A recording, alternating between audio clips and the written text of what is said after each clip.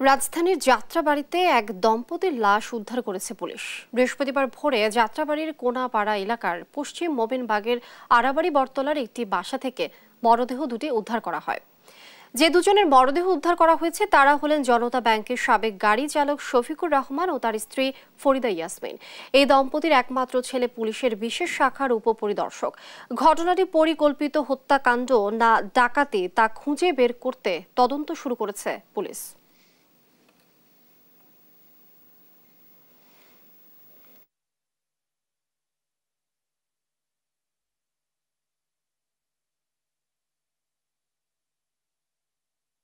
যেই করছে সে খুব ক্ষোভের সাথে করেছে, বোঝা গেছে, কিন্তু আমি সেটা এখনো পর্যন্ত আমার মাথায় ক্যাচ করতে পারছি না যে এটা কি হতে পারে।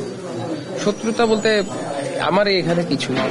মর্মান্তিক ঘটনা আমাদের এলাকায় কখনো ঘটে নাই, তো আমরা এটার দৃষ্টান্তমূলক শাস্তি চাই। ধারালো অস্ত্র দিয়ে আঘাত করেছে বোঝা যাচ্ছে। তো এটা একটা ধারণা করতেছি যে এই মুহূর্তে এটা পূর্ব পরিকল্পিত, শুধুই চুরি বা ডাকাতির জন্য এরকম ঘটনা ঘটিয়েছে বলে আমরা প্রাথমিকভাবে ধারণা করছি না।